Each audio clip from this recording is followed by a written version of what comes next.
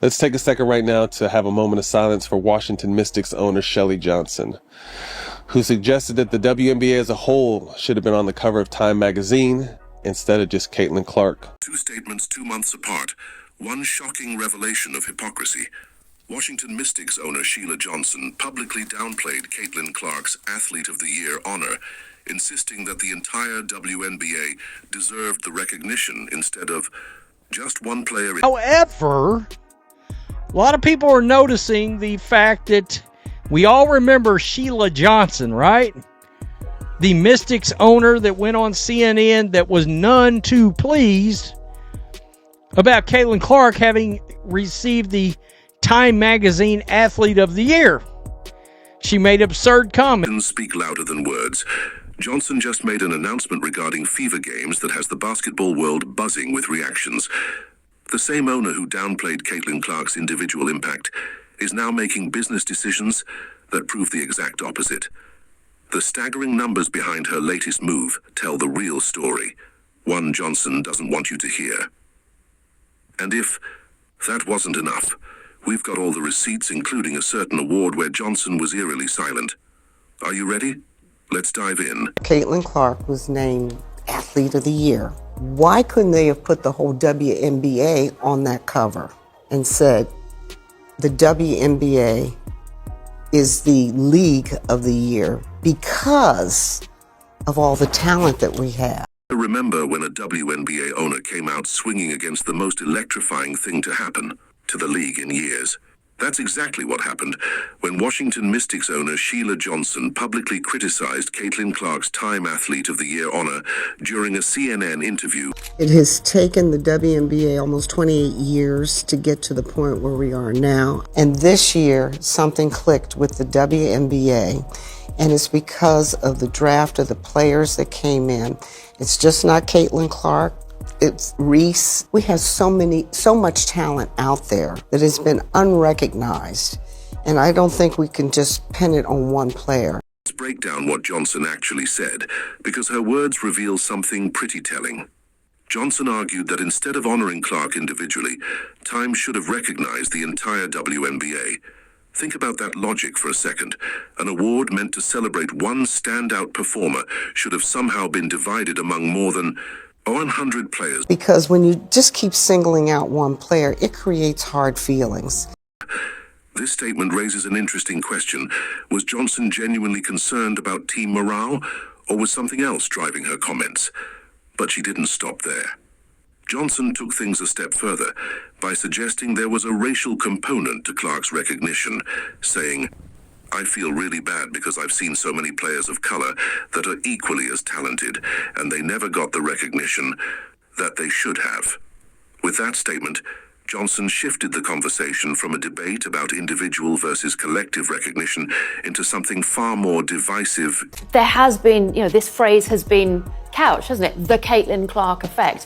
Why do you think that has been the case? Well, I want to be very diplomatic about this. It's just the structure of the way media plays out race. I'm going to be very honest. I feel really bad because I've seen so many players of color that are equally as talented, and they never got the recognition that they should have. And I think right now, it is time for that to happen. What makes Johnson's criticism particularly puzzling is how it completely ignores the measurable impact Clark has had on the league. The numbers tell a crystal clear story that's impossible to dispute. When the Fever played against the Mystics last season, Johnson's own team, attendance averaged around 20,000 fans. But when other teams visited the Mystics, they struggled to fill even 5,000 seats. That's not just a slight bump, it's a seismic shift in fan engagement. Caitlin has brought a ton of new opportunity, a ton of new eyeballs, and more money to the sport. So instead of downplaying the magnitude of who she is and what she's brought, enjoy the ride and take advantage of the ride. Influence goes far beyond just putting butts in seats.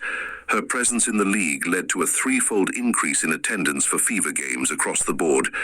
Jersey sales, they skyrocketed. by an astonishing 1,000%. These aren't just impressive stats.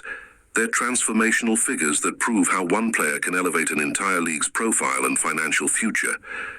While the NBA's ratings continue to drop over 30%, as they try to figure out who is going to fill the shoes of LeBron James, Kevin Durant, and Steph Curry, the WNBA has a golden goose sitting in their league and has done, it's gotten better, but has done everything to kind of discredit the momentum and eyeballs she's brought to this game. You know what's most revealing about this whole situation? How Clark herself responded to the criticism. Instead of firing back or getting drawn into unnecessary drama, she took the high road. During her Time magazine interview, Clark emphasized mutual respect among players and dismissed any suggestions of jealousy within the league. No defensiveness, no counterattacks, just quiet confidence in her own journey. So Caitlin is someone who has, if you look at it, done everything you're supposed to do and has been criticized along every step of the way. Again, she's damned if she does, and she's damned if she doesn't. Remarks and Clark's response speaks volumes. One sought to minimize an individual achievement and frame it as potentially harmful. The other showed grace under pressure, refusing to be baited into division. So, was Johnson's criticism truly about protecting team unity and ensuring fair recognition? Or was it the first sign of something else, a pattern of behavior that would become increasingly difficult to ignore as time went on? I mean, honestly, we know how this owner feels about CaitlinClark. Let us not forget this. That pattern of behavior became crystal clear when A'ja Wilson was awarded one of Time's Women of the Year honors recently. Suddenly, Sheila Johnson's passionate speech about recognizing the entire league disappeared faster than playoff tickets at Capital One Arena. Where was all that concern about hard feelings when it wasn't CaitlinClark in the spotlight? Time magazine had just announced A'ja Wilson as one of their Women of the Year, celebrating her remarkable contributions to women's basketball. This prestigious individual recognition placed Wilson in the same position Clark had been in just months earlier, one singular player being honored for her achievements. It was the perfect moment for Sheila Johnson to once again stand up for her supposed principles about team recognition over individual accolades. The magazine backed themselves into a confusing corner with their latest blunder. This is a Whiskey Riff right here. When they crowned their Athlete of the Year last year, they did the right thing by giving the title to Indiana Fever star CaitlinClark. Surprisingly, there was some backlash to the decision, which is absurd, with many in the WNBA saying the award should have been given to the entire league instead of just Clark. Time, she didn't say a word. Not a single comment. No CNN interview. No passionate plea about how Time should have recognized all the women of the WNBA instead of just Wilson. The deafening silence from the Mystics owner spoke volumes about what was really motivating her. Previous criticism. Remember all those concerns about creating hard feelings among players when individuals receive special recognition? Apparently, those concerns have an expiration date, or maybe they were never genuine in the first place. Wilson's honor represented the exact same scenario Johnson claimed to be troubled by, yet her principles mysteriously vanished overnight. The Mystics owner went on CNN and was like, I think it would have been nice if they'd have put the entire league on the front cover of Time magazine as Athlete of the Year. Well, there wasn't but one athlete that was moving all the numbers. All right, that was influencing all the money. Gate revenue, attendance, ratings, all the stuff we've talked about, right? There's only one. Right, wrong, or indifferent, just one. Plays in Indiana, wears 22, right? Glaring inconsistency didn't go unnoticed within the league. WNBA player Lexi Brown publicly called out the double standard, posting, "Can we please stop taking steps backward?" Her frustration echoed what many players were thinking. If the concern was truly about fairness and team unity, why did that concern only apply when Clark was in the spotlight? Unlike Johnson's earlier claims about players developing resentment, Wilson's achievement was widely celebrated throughout the league, with players supporting rather than resenting her individual recognition.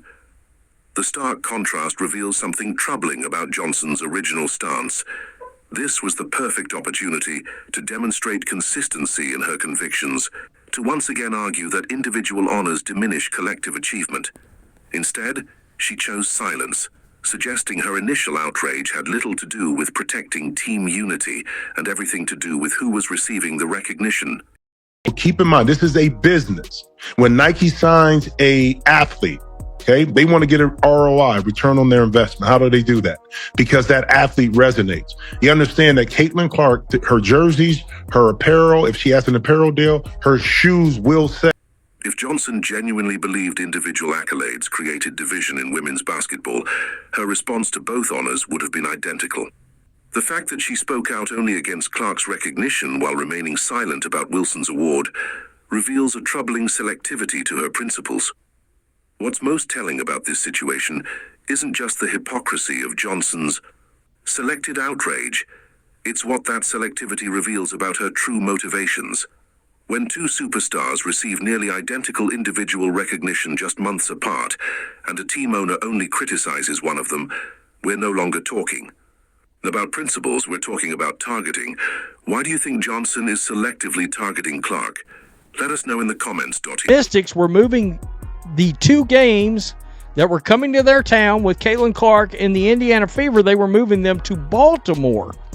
All right, now, in case you're wondering, that Mystics home arena that they play on normally and brag about selling it out is only 4,200 fans. I mean, come on. 4,200 fans, right? About team over individual lasted exactly as long as it took to calculate potential ticket revenue. She quietly announced a venue change exclusively for Fever games, moving from a 4,200-seat arena to one holding $14,000. The mask of principled leadership slipped, revealing something far more transparent. A business decision that contradicted everything she claimed to stand for. CaitlinClark comes to town. They move it to a 14,000-seat arena. I mean, that's nearly, what is that? That's nearly 10,000 more fans. Announcement that spoke volumes about what she truly believed. The Washington Mystics would be relocating their home games against the Indiana Fever to CFG Bank Arena in Baltimore. This wasn't just any venue upgrade. It represented more than tripling their capacity, jumping from the entertainment and sports arena's modest 4,200 seats to a facility capable of holding nearly 14,000 fans. What makes this decision so revealing isn't just the change itself, it's the selective application. Johnson didn't announce a permanent move to a larger venue for all Mystics games. She didn't even select matchups against multiple top teams. No, this venue change targeted one specific team, the Indiana Fever. The same team featuring the player Johnson had publicly suggested wasn't solely responsible for the league's growing popularity. Means the gate prices, all right? The gate prices for the game will actually go up. In other words, just like that preseason game, they has got tickets for $4,500. A run-of-the-mill game like this, even we all know CaitlinClark tickets are expensive.